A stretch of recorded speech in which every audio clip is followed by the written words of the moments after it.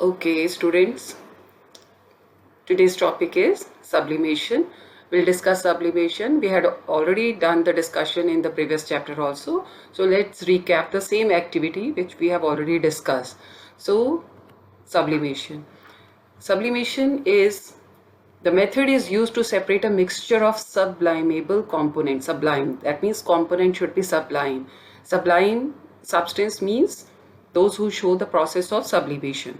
Okay, now that means they from solid state to directly gaseous state without converting into liquid and vice versa. Okay, from a non-sublimable component by heating the mixture. Now that means one should be sublime substance, another should be non-sublime substance. So that we have to keep in mind. Then only the condition here is the one component should be sublime and another should be non-sublime. Then only we can separate the mixture by using this technique. Okay. Now, for example, here the example, and in your book also it is given. If solid camphor or ammonium chloride is heated, it changes into vapors. If the vapors are cooled, it changes into solid. So without converting into liquid state. Okay, from solid to vapors, and then if we'll allow it to cool, then again solid. Okay, so this process is known as sublimation. This you are very well familiar with. In the chapter 1 we have done this diagram, how to do it. Now in the previous chapter we had done the solidification of only ammonium chloride, but now here in this ammonium chloride is heated, and after providing heat to it, this is the burner, this is china dish, and this is solidified. That means after cooling we'll get the crystals of ammonium chloride. Inverted funnel, this is the funnel, and this is cotton plug, so that the vapors will not go in the air. It will be collected, and then after that it will condense here on the neck of the funnel. So if solid camphor or ammonium chloride is heated, it converts. So ammonium chloride is sublime substance, that is confirmed. Suppose I am mixing salt and ammonium chloride.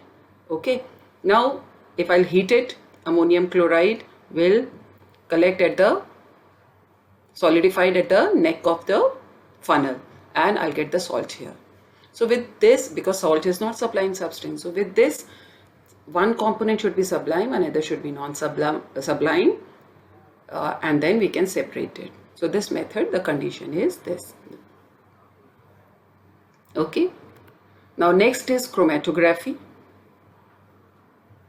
Chromo means colors, that, and graph, there is a graph of colors. Now what do you mean by that?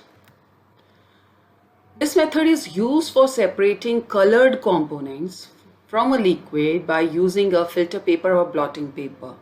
Okay. Now, as I told you, colors, the graph of the colors, that means different colors have different solubility level. So that is, if different components of the color are mixed in a mixture, we can use chromatography method.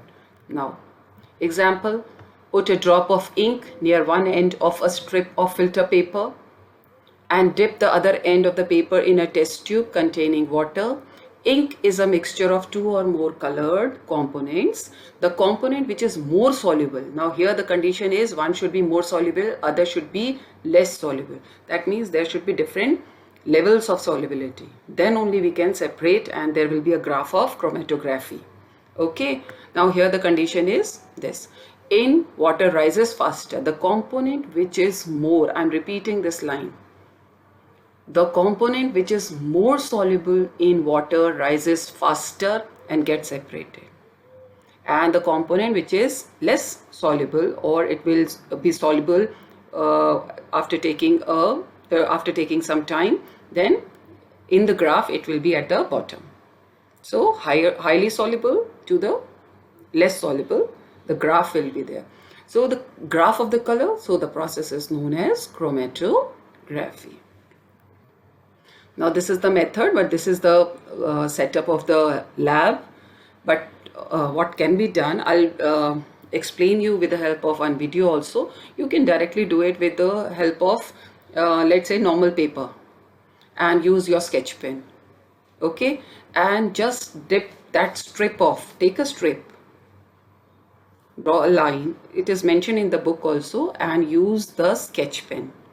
A few dots of different sketch pen, let's say red, blue, green, all the dots one over the other, and dip means just touch the one edge, once the lower edge of the paper to the water, and after some time we will observe the water will be absorbed by the paper and it will reach to the colors, and based on the solubility different colors will rises up.